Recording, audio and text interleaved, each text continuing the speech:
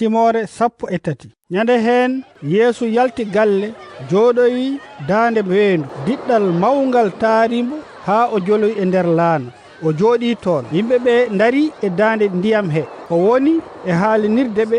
geɗe kewɗe tindi omo wiya gorko goto meeɗi yaade awoyde ɗo saranno awdi ɗo woodi hen ko saami e laawol colli ngari ciki ɗum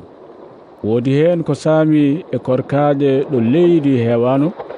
fuɗi ɗon e ɗon sabu leydi ndi heewano kono nden yehi ha nange e hoore jalluɗi ɗi cumi njoori sabu ɗi ngalano ɗaɗi woodi hen ko saami e puɗi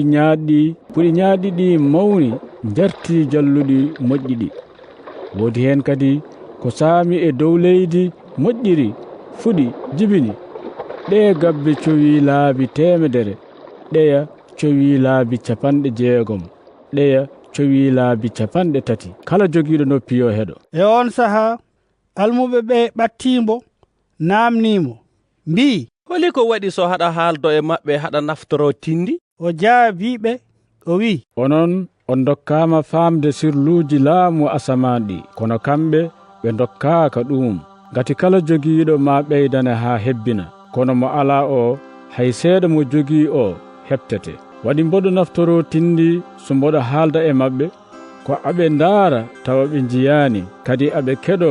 tawa ɓe nanani ɓe paamani ko noon ɗum ɗo ko Allah rewnuno e hunuko annabi Esay timmiri e maɓɓe ma on nantino ɗon tawa on paamata ma on ndartino ɗon tawa on jiyata ngati golleñol tutolini ɓe cukki noppi maɓɓe ɓe muɓɓi gite maɓɓe mbele woto gite maɓɓe jiide woto noppi maɓɓe nande woto hakkillaji maɓɓe paamde woto ɓe tuubde am mi sellina ɓe onon noon malu woodani on gite mon ina jiya kadi noppi mon ina nana e goonga moɗo wiya on annabaɓe heewɓe e feewɓe heewɓe muuyanomo yiide ko jiyaton ko kono jiyani ɓe muuyanomo nande ko nanaton ko kono ɓe nanani nden noon keɗoɗe ko tindol gawowo ngol firti kala keɗiɗo haala laamu ka tawa faamani ɗum bonɗo o arat itta ko aawa e ɓernde mum ko on woni laawol ɗo aawdi ndi saami ɗo ko saami e korkaaƴe ko keɗotoɗo konngol ngol jaɓɓorongol weltaare ɗon e ɗon o kono ngol alaa e makko ɗaɗi o haɓɓoto e maggol tan ko sahaa daɓɓo so kiiɓal walla leefte sababune konngol ngol arii o fergitto ɗon e ɗon ko saami e puɗi ñaaɗɗi ko keɗotoɗo konngol ngol miijooji aduna e baggeende ngalu jartongol mbattongol dimarol ko saami e leydi moƴƴiri ko keɗotoɗo konngol ngol faamangol ko on jibinta wooda hen ko sowi laabi 100 wooda hen ko sowi laabi 60 wooda hen ko sowi laabi 30 o tindaniɓe kadi tindol gongol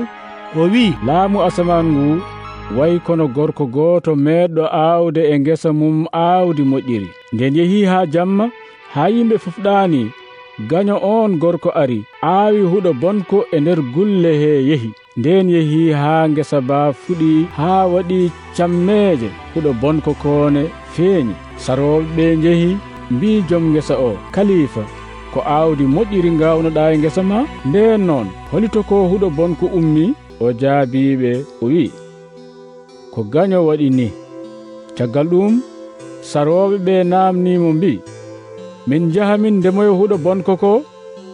o jaabiɓe o wi ala ngati so oɗon ɗofto huɗo bonko ko so on ndenaki on ɗoforat gawri ndi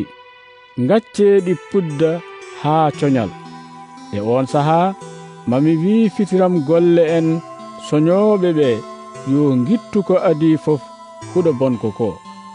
mbaɗa ɗum bahe duppa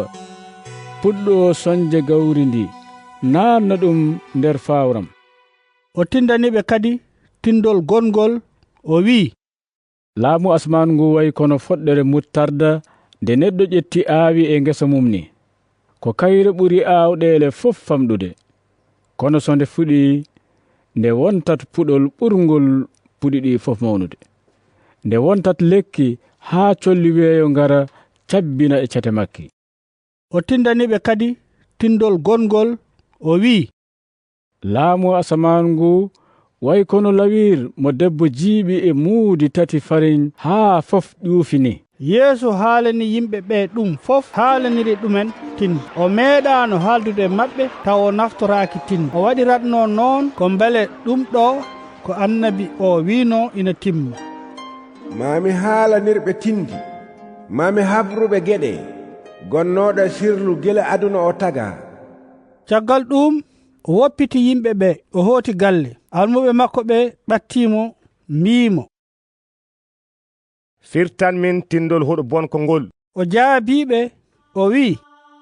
ko ɓii neɗɗo o aawi aawdi moƴƴiri ndi, ko aduna o woni ngesa ba, ko ɓiɓɓe laamuɓe ngoni aawdi moƴƴiri ndi, ko ɓiɓɓe bonɗo o ngoni huɗo bonko ko, ko ibilisa woni gaño gaawɗo huɗo bonko o, ko ñande darnga woni coñal, ko maleykaji ɗi ngoni fitiram golle en soñoɓe ɓe. No huɗo bonko ittirte wedde e jeygol ni, ko noon ne wayata ñande darnga. Ma ɓi neɗɗo o nel maleykaji mum gitta e laamu mum kala liɓoɓe woɗɓe e bakkat e kala waɗoɓe ko boni, beddo ɗumen e oƴu ɗon ɗo bojji e kamtali jogori wonde. Kono e on saha fewɓe ɓe ma jalbu no nange ni e nder laamu baaba mumen. Kala jogiiɗo noppi yo heɗo. Laamu asaman ngu wayi kono ngalu cuuɗingu e nder ngesa, woodi jiiɗo ɗum suuɗi ɗum yehi e weltare, yeeyoyi kala ko o jogino arti soodde baan ngesa. Laamu asaman ngu wayi kadi kono julanke jiilotoɗo kaaƴe joɗɗe ni. So tawi jomum yi ñaayre rimre, yeeyat kala ko jogi sooda nden ñaayre. Laamu asaman ngu wayi kadi kono gubbol beddangol e geej, jaggi liɗɗi mbaadi fof. Nden yehi haa ngol heewi, subalɓe ɓe pooɗingol haa e pokopokolam ngoni e sawtaade liɗɗi ɗi. Ɓe mbaɗi liɗɗi moƴƴi ɗi e nder pañeeji, ɓe beddiɗi nafata hay huunde ɗi. Ko noon ne wayata ñande darnga. Maleykaji ngarat cawto moƴƴuɓe ɓe, beddo bonɓe ɓe e oƴu ɗon ɗo bojji e kamtaali jogori wonde. O namniɓe o wi, beele on paami fof? ɓe jaabi ɓe mbi, eyi. caggal ɗum o wiɓe, nden noon kala sariyanke gontuɗo almuudo laamu asaman way kono galo jaltinɗo e fawru mum ngaluuji mum kesi e gaadanteji ni. Nden Yeesu jofni ɗin tindi fokkiti faati wure mumen, woni e janginde e batirde mumen. Yimɓe ɓe kaawa ngoni e wiide, hol foto dañingal hakkilantagal, holno waawiri waɗir ɗi kaawisaaji. mate wona ko kanko woni ɓi Monise o, mate wona ko Mariyama woni yummakko, mate wona ko kanko woni mawnum Yakuba, Yusufa, Simon wondude e Yuda, mate wona ko enen e miñiraɓe makko rewɓe koddi. Nden noon holiɗo ɗum ɗo fof iwrimo. ko ɗum addani ɓe yawdemo. Caggal ɗum o wi, annabi wasani teddinede so wona e nder wuro mumen wondude e nder galle mumen. o waɗi ɗon tan ko kayusaji seeɗa, sababu nde ŋakkende maɓɓe hoolare.